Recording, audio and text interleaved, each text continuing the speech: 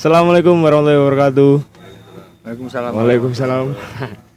Selamat siang, pagi, sore, malam teman-teman yang menonton di rumah. Kembali lagi di podcast Ndamong bersama saya Rayhan Said. Kita berdua kali ini akan mencari pendapat-pendapat lain dari teman-teman. Kemarin kita sudah mendapatkan pandangan dari teman-teman mahasiswa. Lalu ada juga dari buruh tani, kemarin Mas Malida dan Pak Sanusi ya. Pak Sanusi. Kemarin kita sudah mendapatkan pandangan-pandangan mengenai gimana sih kondisi kemiskinan yang di Indonesia ini. Menurut mahasiswa kemarin, kemiskinan itu sepertinya struktural. Pun sebegitunya juga sama dengan pendapat dari Bapak buruh tani kemarin. Bahwa kemiskinan itu sepertinya struktural deh. Dari dulu, dari zaman kolonial itu juga sudah menjadi struktur yang terorganisir dengan baik. Sehingga ketika kita berbicara kemiskinan sekarang, sepertinya kondisinya sudah sudah lama menjadi topik yang tidak bisa dirubah lagi gitu. Kemiskinan sudah turun menurun seperti itu. Kali ini kita bersama dengan Bapak An. Selamat sore Bapak An. Sore. Pak An Halo ini kawan-kawan.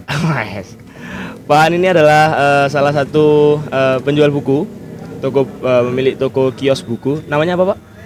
Sibuk main buku. Sibuk main buku yang ada di Willis. Mungkin bisa di-share Pak alamatnya biar teman-teman bisa tahu. Mungkin kalau detailnya ya Pasar Buku Willis setan nomor 44. Oke, Nomor pas. 44. Nomor 44. Pojok paling utara, catnya warna pink, ungu. Ungu, warna ungu. Iya. Oke. Buat teman-teman yang mendengarkan atau melihat podcast ini mungkin bisa berkunjung ke lapaknya Pan. Ya. Dan selain berkunjung juga bisa membeli buku-buku di sini. Cukup lengkap ya di sini Pak ya? Saya segmented Mas ya. Segmented. Jadi bukan artinya lengkap itu terus semua segmen ada. Oke. Saya hanya buku-buku sosial. Buku-buku sosial. Filsafat, sastra, kemudian hukum, politik, sosiologi. Ya. Jadi kalau biologi, MIPA gitu, teknik enggak ada. Oh, oke. Berarti khusus buku sosial Pak ya? Sosial. Terutama juga buat teman-teman yang mau menjadi aktivis baru, mau menjadi pegiat politik baru atau pecinta hukum sosial, bisa berkunjung ke lapaknya Pak An. Ada di Pasar Buku Willis nomor 44. Pojok bagian dalam utara. Sebelumnya saya cukup sering kesini dulu sama teman-teman. Sempat beberapa waktu yang lalu kesini juga kita membahas tentang agama juga, kita membahas tentang perpolitikan. Waduh, dan mungkin sudah lupa saya. Lupa juga ya. Jadi di sini memang Pak An ramah sekali, suka berbagi ilmu dengan teman-teman mahasiswa seperti saya dan juga teman-teman dari UM yang lainnya. Nah Pak An, mungkin bisa diceritakan dulu bagaimana biografi dari Pak An sendiri. Asalnya dari biografinya, asalnya dari mana? Ya, gitu. Perkenalkan, panggilan saya Pak Aan, kemudian nama lengkapnya Ansoruddin. Saya kelahiran dari kota Madiun, di Malang mulai tahun 2005. Terus di kios ini mulai tahun 2010. Terus kemudian buku-buku yang saya sediakan memang dari dulu buku-buku sosial. Jadi segmented istilahnya. Iya. Nah, kemudian yang juga penting untuk teman-teman ketahui itu kalau di sini sebenarnya saya itu bukan pedagang buku. Sebenarnya malah bukan pedagang buku. Yang topnya, poin paling atasnya bukan pedagang. Oke. Namun apa itu, Pak? Ya diskusi, ngobrol, sharing gitu kan. Iya. Beli buku bonusnya. Jadi kalau beli ya silakan, nggak beli ya nggak apa-apa. Iya. Jadi saya harapkan nggak ada semacam tekanan tekanan apa namanya? Tekanan. Oh, ke sana harus beli buku. Oh iya. Enggak. Iya. Cuma ya apa? Istilahnya berbagi apa maksudnya ketika lagi ngobrol terus ada orang memang mau beli ya Iya, tak iya. layani dulu gitu loh. Oke, siap. Dari dulu memang begitu. Jadi Iya. atau dengan kata lain kesini itu nggak harus beli buku, Hmm. tapi keluar harus bawa ilmu gitu. Kelas. Nah, Kata-kata hari ini apaan? Kelas. Memang di sini tuh gimana ya? Kok saya merasakan sendiri kalau misal berdiskusi di sini, ngobrol di sini tuh nyaman gitu, Pak. Entah kenapa dengan referensi-referensi dari teman-teman juga, terus habis dari ilmu-ilmu yang baru saya tahu dari bahan itu membuat satu ruang diskusi yang nyaman dan aman gitu. Iya. Terkadang memang masih banyak saat ini, apalagi kan sekarang ada banyak isu itu Pak tentang maaf aparat-aparat yang masuk ke kampus. Iya. Bukannya mengintimidasi, tapi kita kan ya suuzon gitu. Suuzon karena kok pas ketika ada forum diskusi, kok pas ketika ada forum konsolidasi, mereka datang. Jadi menciptakan ruang yang kurang aman lah, sedikit kurang aman. Tapi kalau di sini teman-teman mau berdiskusi, mau ngobrol di sini pasti aman dan nyaman. Itu sih. Oh, sebentar. Oke. Ini tadi dari awal kita Bahasnya kemiskinan nanti. tentang kemiskinan. Iya, ya? ini pengantar dulu. Oh, pengantarnya pengantar dulu. Oke. Oke. Ya. Ya, Oke, lanjut lagi, Mas. lanjut lagi ya. Oke. Seperti yang saya bilang di awal tadi, kita akan membahas mengenai bagaimana sih kondisi kemiskinan yang ada di Indonesia saat ini. Tadi saya sudah sampaikan kalau misal teman-teman mau Ya. ngobrol juga di sini, monggo. Kalau mau berdiskusi di sini juga monggo. Ya. Apalagi membahas isu sosial Pak ya, karena di sini konteksnya sosial, Sosial, ya. Sorry. Sosial bisa, kalau struktur nggak bisa di sini. Loh. Oke. Ya. Lanjut ke topik utama, Mas Saed. Monggo. Duh, saya dong. Iya. Mungkin yang pertama kan sebagai ibaratnya Pak An kan generasi yang tua gitu. Iya. Kan sudah lebih lama hidup daripada Iya. kami berdua gitu Iya. kan. Mungkin kalau dari Pak An sendiri waktu dulu mungkin di sekitar tahun 80-90 Mas ya. 90. Itu kondisi dari ekonominya orang-orang itu gimana ya, Pak? Kalau secara keseluruhan gitu. Ya. Dari yang Pak An alami mungkin. Mungkin apa ya? Saya memulainya mungkin dengan analogi, Mas. Saya sering bilang tentang peternakan ayam atau budidaya apa? Ayam. Ayam. Dengan ayam kampung. Oke. Jadi ada ternak ayam atau budidaya dan ada ayam kampung. Jadi saya ngomong apa analogi begitu karena saya kira analogi itu dari zaman saya kecil tahun 90-an 80-an tuh sampai sekarang nggak berubah gitu. Substansinya itu apa esensinya nggak berubah apa kita itu seakan-akan gemuk Mas, seakan-akan sehat ya, Seakan-akan sehat. atau bahasa ini apa semu ya, Semu atau apa Iya, semu. gemuk tapi itu semu gitu loh, Iya. gemuk gitu loh, jadi dilihat juga gemuk, dipegang juga gemuk gitu, kelihatan sehat gitu tapi semu gitu. Itu analogisnya gitu. Jadi pada era-era dulu tahun 80-90-an itu saya rasakan paling enggak yang di sekitar saya, lingkungan saya atau yang dalam jangkauan saya ya, artinya kalau mungkin apa melihat global ya harus banyak apa namanya opini atau pendapat dari orang yang ngalami gitu kan, entah yang tua-tua atau yang ini. Yang saya lihat ya itu di sekeliling atau dalam jangkauan saya itu orang-orang yang kelihatan punya gitu, Kelihatannya punya. Iya. dan itu bukan sesuatu yang apa kelihatan itu apa nggak sengaja, memang dibuat kelihatan punya gitu. Iya, di setting seperti Iya, itu. kelihatan punya, kelihatan gemuk, kelihatan sehat gitu. Itu contohnya kalau ayam yang seperti itu ternak ayam ya, Iya. yang kelihatan sehat ini ngetesnya adalah malam-malam gentengnya kalau dari seng itu jatuhin dengan buah kelapa atau apa gitu, brueng gitu. Lah paginya atau iya paginya ya subuh atau kita tengok banyak yang mati. Oke. Mati karena apa? Terkejut. Artinya mereka gemuk kelihatan gemuk sehat gitu, tapi begitu di apa? Kejutkan. Di eksperimen dengan suara apa? Apalagi suara bom gitu kan. Iya, kan sangat Ini mengejutkan. suara Kaget. kelapa jatuh atau pepaya jatuh aja dia udah nggak kuat ininya apa? Jantungnya atau apalah bagian tubuhnya yang. Nah kita begitu. Jadi kelihatan sehat, tapi apa namanya? Mungkin itu apa? Mental atau apa? Itu kan non fisik itu. Iya, mental, Pak. Saya rasa itu Seperti ayam tadi apa? Dijatuhin anu kan Iya. kaget. Tapi coba Mas, sekarang ya orang Indonesia saat itu analogi saya seperti itu. Kelihatan sehat, Iya. tapi kalau dikasih apa isu atau dikasih apa itu ya langsung tek, ya gampang mentalnya gampang runtuh jatuh ya. gitu. Gampang runtuh. Ringkih lah katanya. Iya, ringkih. Dan itu kan menurut saya sampai sekarang. Menurut saya apa? Yang paling parah itu masalah mental. Dari dulu sampai sekarang.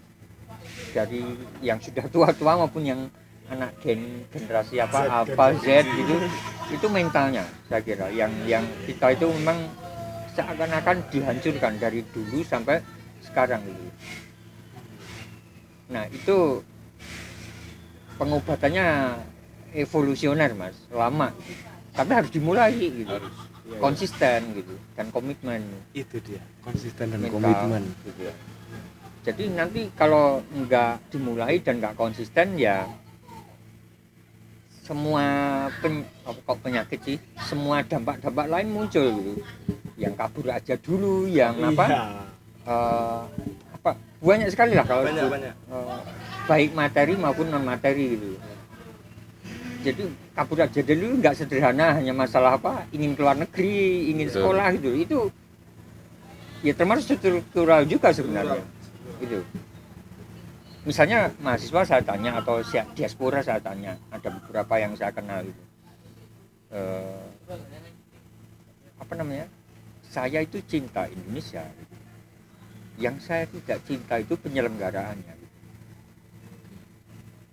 Jadi kalau negara ini diselenggarakan dengan baik gitu, dengan benar gitu, ya kita pasti cinta cinta tanah air, cinta negaranya juga. Lah kalau sekarang saya ditanya, saya kebutuhan TKI misalnya di Taiwan atau di mana,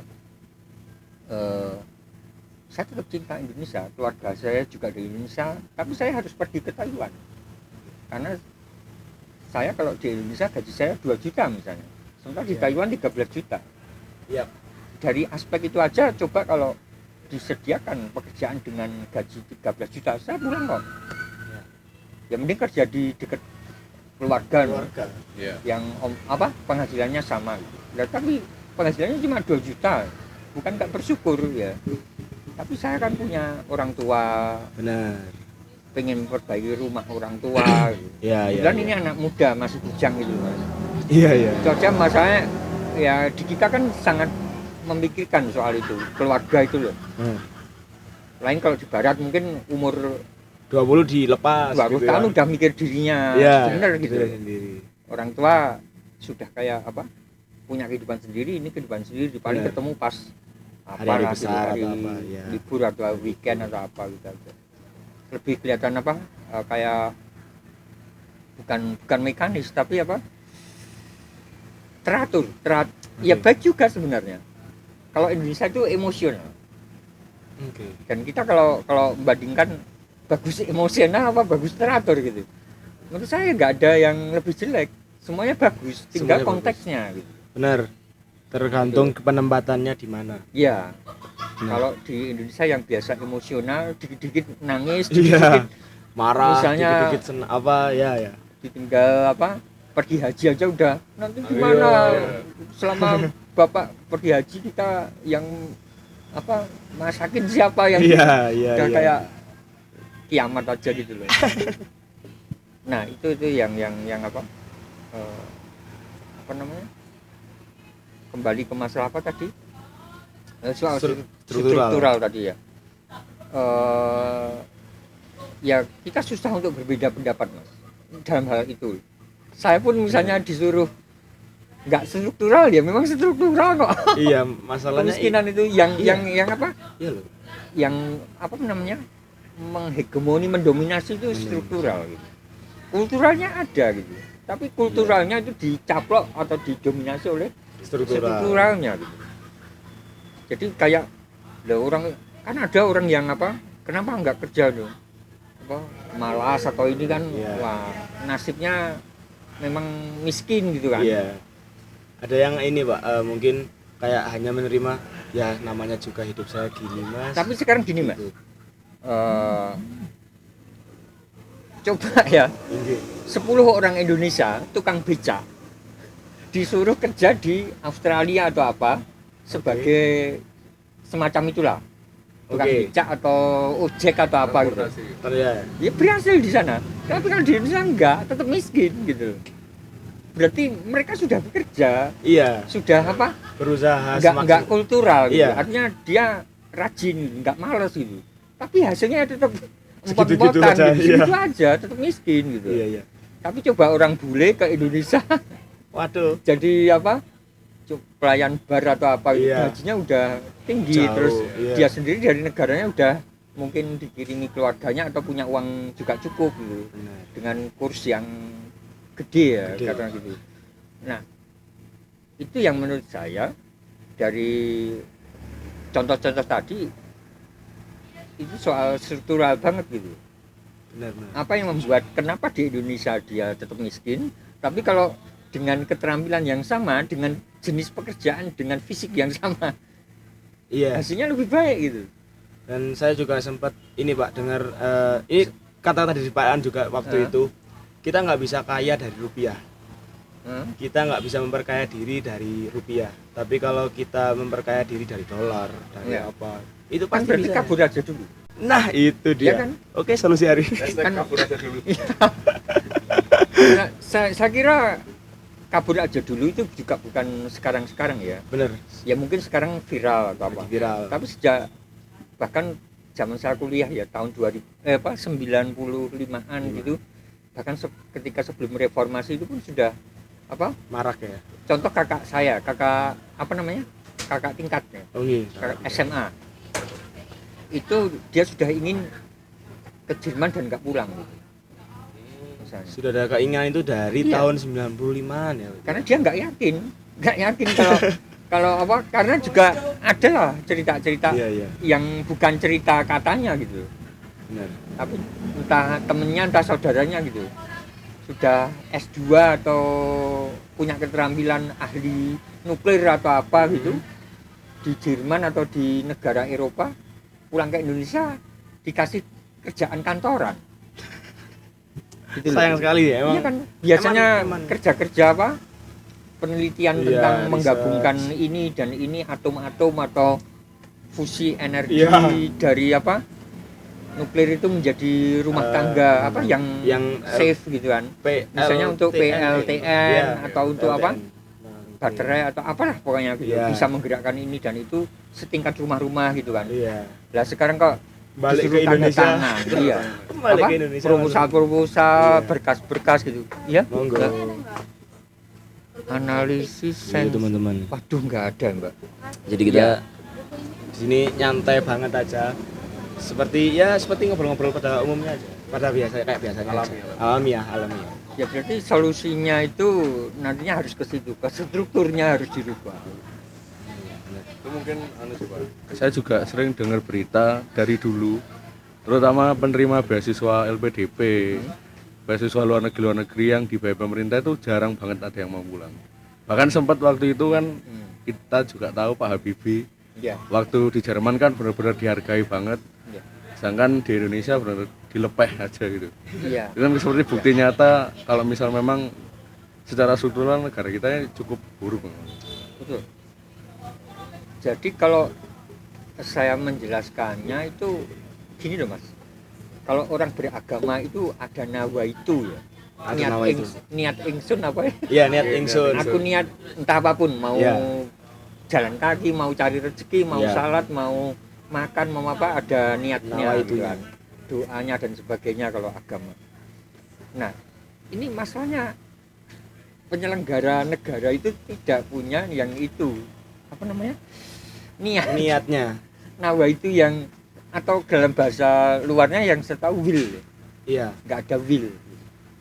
Betul, Ya betul. kalau orang luar mungkin nggak tahu niat itu apa, mungkin tahunya sana will gitu, Iya, kemauan gitu. Kalau menurut pendapat saya, Pak, penyelenggara negara ini punya keinginan besar untuk menyekolahkan atau mendidik anak tanah airnya ini setinggi-tingginya. Tapi mereka tidak punya keinginan untuk ketika mereka setelah selesai belajar di sini itu harus ngapain mereka. Nah, rencana-rencana itu kayaknya penyelenggara negara ini masih belum ada. Nah, betul. Rencana-rencana untuk ini loh, misal kayak Pak Habibie. Pak Habibie ini dari Jerman kita pulangkan ke Indonesia, kita kasih tempat beliau untuk misal punya pabrik pesawat atau apa. Lah contohnya saja pesawatnya Pak Habibie sekarang sudah tewas. Pesawatnya sudah tidak produksi dan lain-lain. Aduh, itu kasihan sekali gitu. Jangankan menyelenggarakan negara, Mas. Ya. Kita mau pergi ke Surabaya atau ke berapa kilometer aja, Iya, yang bagus ada perencanaan, benar. jangka Ada pendek, jangka menengah, jangka panjang dan sebagainya gitu.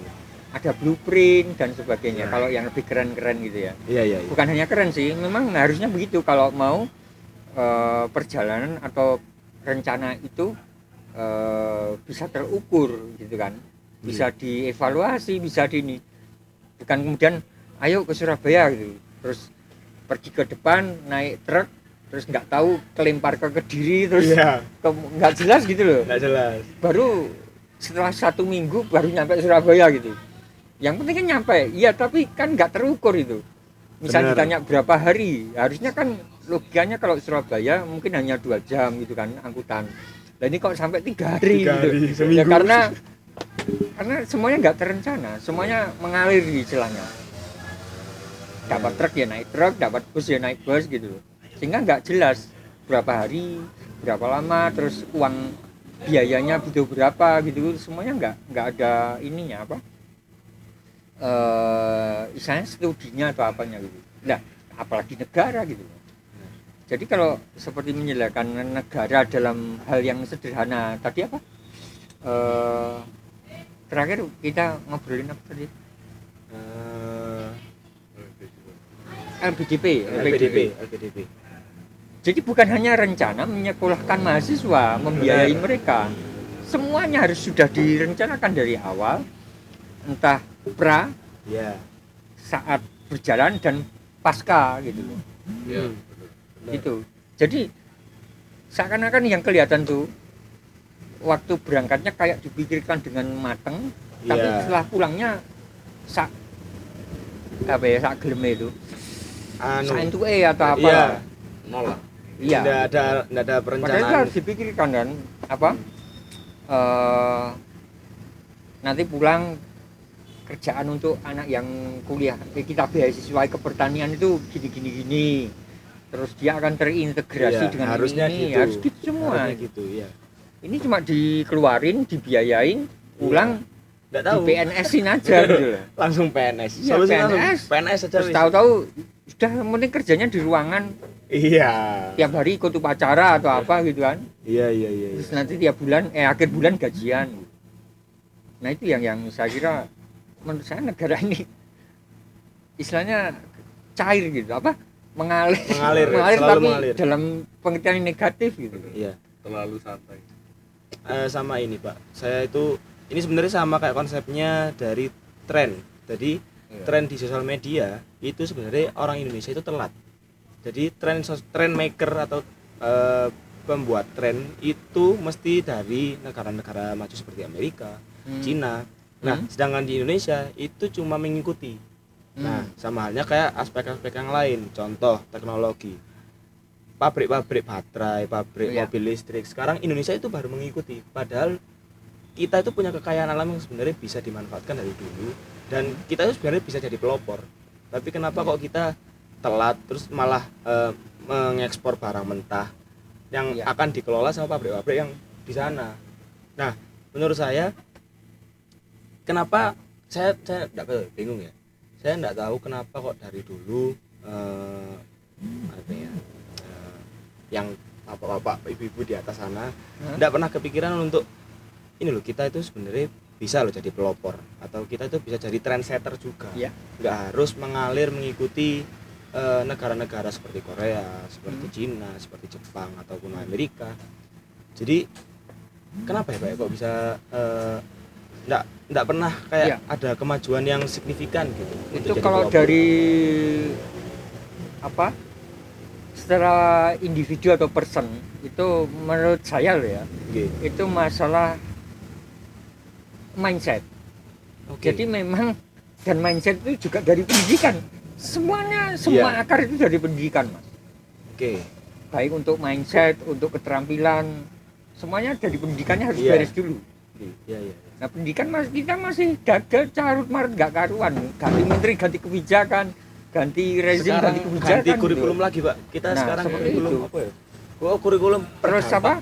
Pendidikan diefisiensikan, nggak ada Mas namanya pendidikan itu diefisiensikan. Efisiensi. Nggak bisa.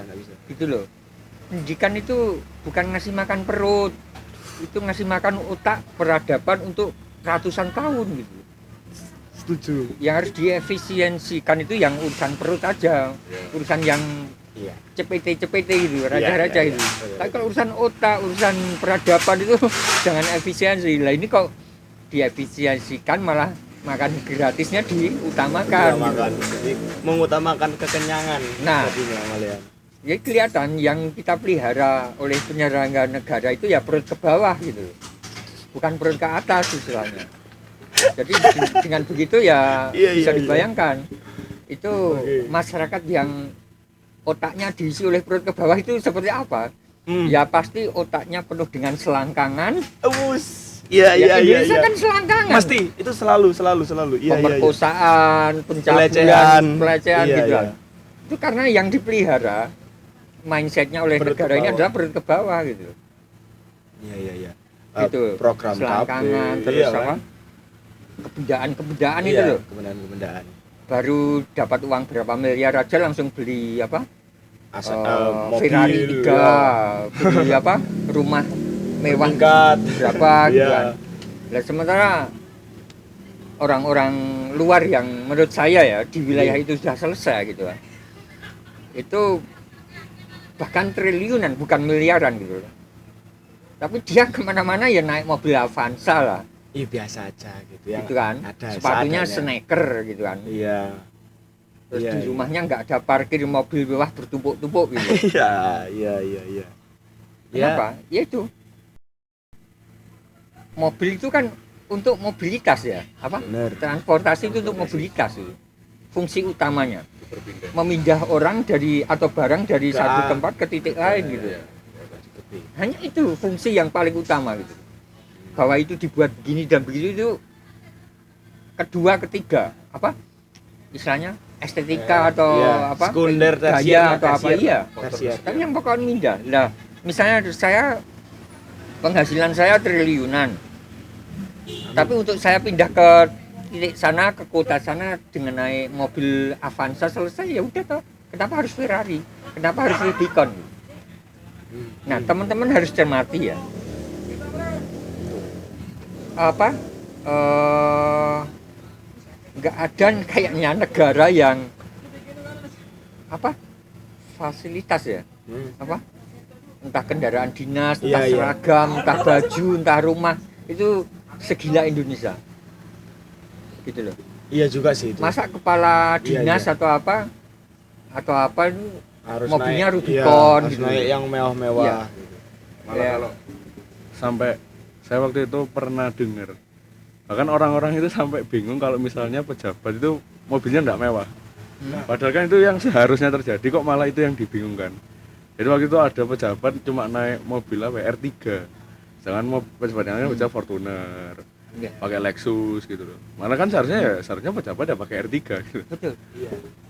Sama. Bukan kita itu istilahnya mengharuskan pejabat itu istilahnya apa? Ala kadarnya atau sederhana iya, yang betul, pol betul. gitu loh. Tapi juga masa sih kepala apa namanya? Pemerintahan. Eselon 1 2 3 Rubicon, Vera gitu loh. Nah, itu kan R3 aja cukup gitu. Iya, seharusnya cukup. Nah, Fungsinya sama. ya. Terus Rubiconnya Adem bisa juga. jadi tempat sampah, gerobak sampah ratusan Bener, atau bener. ribuan. Iya. Dan itu setuju. untuk kebersihan apa? Kota misalnya. Iya.